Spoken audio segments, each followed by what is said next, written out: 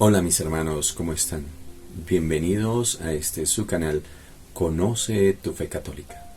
Seguimos adelante en estas charlas de discernimiento vocacional. Estamos ya viendo la educación de los hijos con miras al matrimonio. Hemos dedicado en nuestros dos capítulos anteriores el tema del rol de la mamá en la educación de los hijos.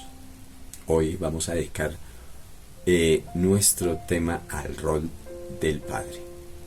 Bienvenidos.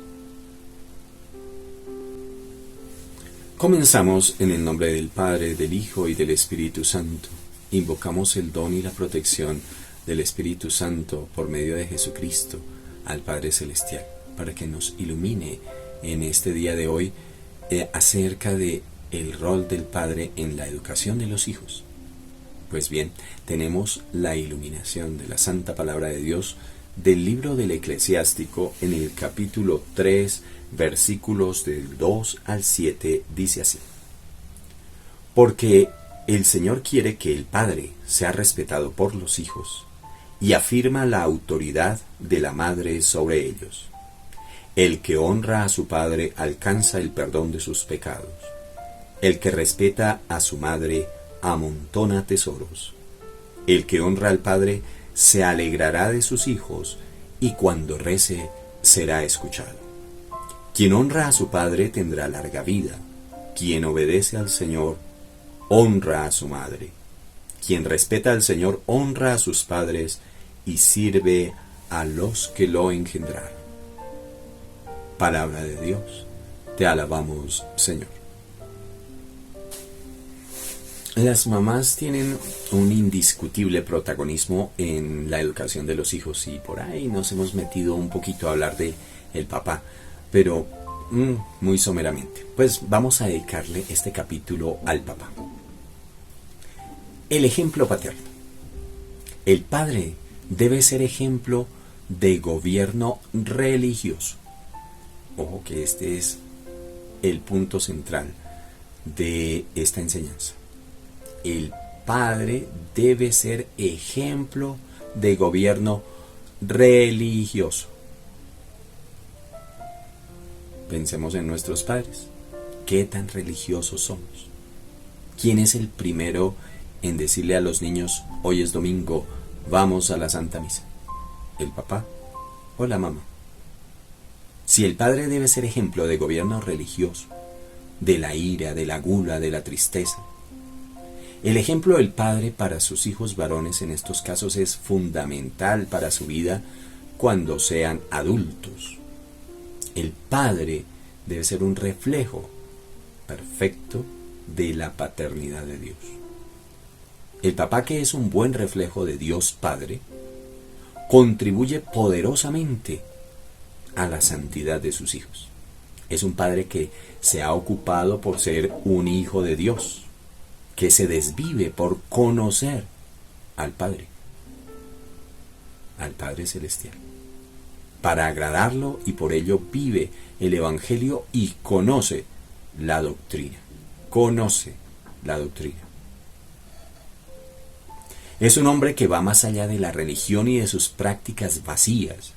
Es un hombre que vive el amor de Dios por encima de todas las cosas.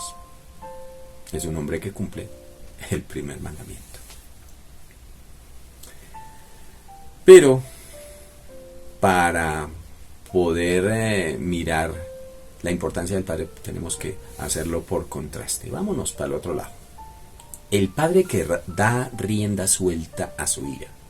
Ese papá que grita, que da un puñetazo en la mesa, o que sale golpeando la puerta. ¡Pah! Si después de perder el control, ese papá no da explicaciones, si ese papá no pide perdón, o peor aún, es capaz de golpear a la mamá y castiga con ira a los hijos, pues los hijos varones aprenderán su conducta y su mujer y sus hijas le perderán el respeto. Es apenas lógico. El padre que se excede en la comida y la bebida, y más aún narra estos excesos con sus amigos cual si fueran grandes hazañas dignas de reconocimiento, sus hijos tristemente lo imitarán. tanto en lo bueno, pero más en el mal ejemplo. Sus hijos lo imitarán. Pero si el padre es un padre dueño de sus pasiones, dueño de sí mismo, si a él mismo le desagradan la gula y la ira, como le desagradan a su Padre Celestial, si así se lo enseñó su propia mamá a él, las evitará él mismo y las corregirá en sus hijos desde pequeños, porque la autoridad del ejemplo es indiscutible, enseñándoles con el ejemplo y la palabra lo que es la moderación. Para que la niña, ojo, el rol del papá importante en la educación de la niña. Para que la niña aprenda a obedecer es fundamental el ejemplo de la mamá en su relación con el papá. Muchas veces el mal ejemplo de la desobediencia se aprende de la propia mamá, porque las niñas ven que ella, su mamita querida, no le hace caso ni obedece a su esposo. En esta cultura, que como hemos dicho ya, está bajo el signo de Eva y sabemos lo que eso significa, es la mamá la que desautoriza al papá delante de sus hijos, y cuando hay conflictos entre padres e hijos, no vacila en tomar partido por sus hijos, varones y niñas, en contra del papá. El ejemplo de la mamá es decisivo para la educación de las niñas. La mamá, con su obediencia o desobediencia al papá en el interior del hogar, influirá positiva o negativamente en sus hijas frente a su comportamiento futuro cuando ellas sean esposas, es decir, se comportarán tal como vieron actuar a su mamá. Por ahí hay un dicho popular que dice que a la oveja se le conoce por la lana y a la hija por la mama. La niña aprende de la mamá. La niña aprenderá o no de su propia mamá a renunciar a su propia voluntad para seguir la de sus padres, mientras es niña, y más adelante para obedecer la voluntad de su esposo. La mujer es, por lo tanto, una protectora que necesita ser protegida. La mujer debe confiar en la autoridad del que la protege. Necesita confiar en el poder que la protege. Necesita tener un poder amorosamente conquistado que la protege y la contiene. Y ante ese poder, ya sea el poder de Dios o el poder del esposo o el poder de su papá, ella debe poder ser obediente. Ya sabemos que Eva no fue obediente, porque lo que se le propone a Eva es ser igual al poder que la protege, es decir, ser ella misma el poder que la protege. Se le dijo, serás como Dios.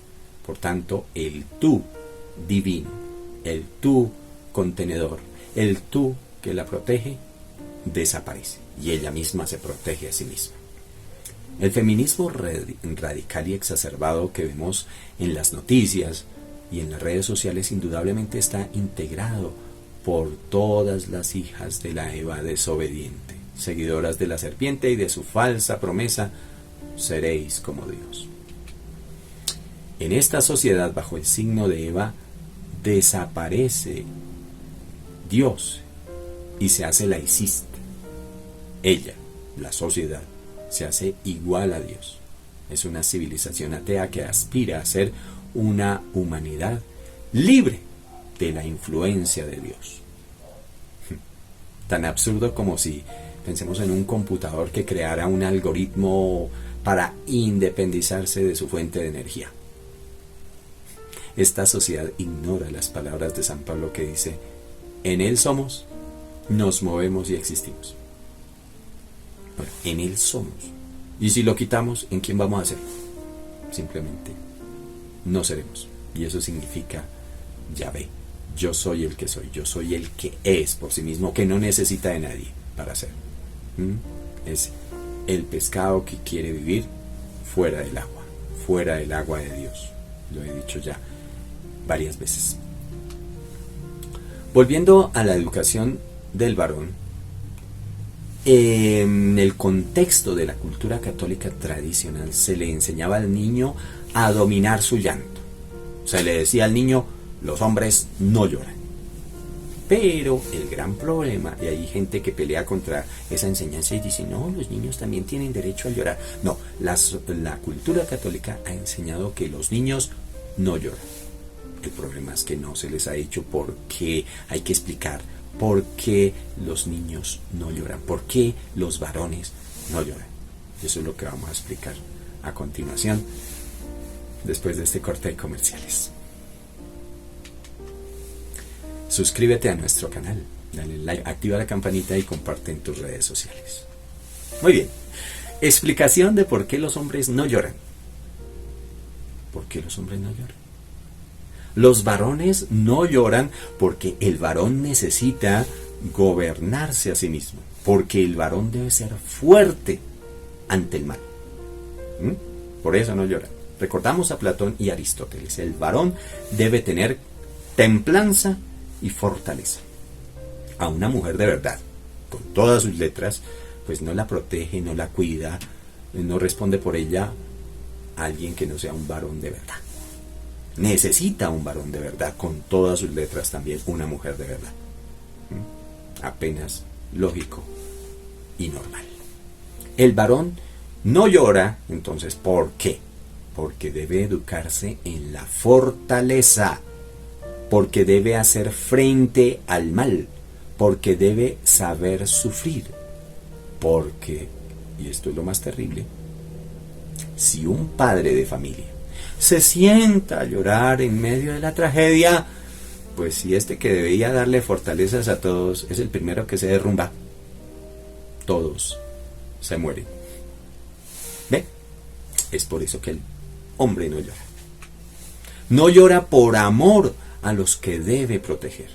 El varón no llora porque se sacrifica a sí mismo, movido por el amor a aquellos que debe contener, firme, robusto, fuerte. Pensemos, por ejemplo, en el caso de un varón que por amor es capaz de sobreponerse a su propio dolor para poder sostener a la esposa que llora ante la muerte de su hijo. El varón también lo siente, pero él está llamado a sostener a su esposa. ¿Qué pasaría si en ese momento es él quien se derrumba? Recuerdo ahora el caso que contaba mi abuelo. Una vez estaban unos amigos de ellos elaborando un cimiento en piedra y cayó una de estas rocas y fracturó a la esposa de aquel hombre. Y este varón, en vez de correr a auxiliar a su esposa, se echó por el piso a llorar. ¿Y ahora qué voy a hacer? ¿Y ahora qué voy a hacer? Y no puedo hacer nada. Y ahí se quedó. En vez de socorrer a su mujer, se asustó viéndole la tibia partida, astillada, saliendo, emergiendo por la piel y sangrando. Y se derrumbó este hombre. ¿Cuánto tiempo duraría esa mujer ahí sin auxilio porque su esposo se derrumbó y se puso a llorar y a revolcarse del miedo y del susto? ¿Y ahora yo qué voy a hacer? Hasta que sus vecinos acudieron a socorrerla. Es lo que estamos hablando aquí. Bueno, hay mucha gente en contra. Ay, ¿cómo le ocurre que el niño no llora? Claro que llore, que no sé qué. Y la gente, no faltan las abuelitas, la gente que se levante en contra de estas teorías, ¿no? Y diga, ¿cómo le ocurre? Hay gente que contradice esta enseñanza como si se estuviera proponiendo la crueldad como un método de enseñanza para los niños. Recordemos que estas eran las propuestas de Platón y Aristóteles, que vivieron incluso antes de que Jesucristo viniera al mundo. Enseñanzas que se han mantenido vigentes a lo largo de los siglos y que han traído toda la buena desarrollo humano hasta el día de hoy. Recordemos los planteamientos de Platón y de Aristóteles sobre la educación de los niños. Dice, a los niños hay que enseñarles a dominarse, a gobernar sus emociones y pasiones y a no ser cobardes, a ser valientes. y las principales emociones que debe dominar todo niño varón son la ira y la tristeza ante el mal. Por lo tanto, un niño de verdad, un varón de verdad, ni llora ni muerde. Y la principal pasión instintiva que el niño debe dominar es la comida. El varón no puede darse el lujo de entregarse a los sentimientos, porque va a tener que ser sereno aún en medio de la guerra. Porque aún en esa situación, pensemos en la guerra que hay ahorita en Ucrania, si un ucraniano se enoja ya con estos malditos rusos, no sé qué, y sale, pues lo matan. Tiene que ser aplomado. Hasta para eso sirve. Sin el autodominio no se llega a la excelencia. No vamos a tener hombres excelentes. Si no se dominan las emociones y las pasiones, no se llega a la santidad, a la excelencia en el amor a Dios y a vivir como hijos de Dios.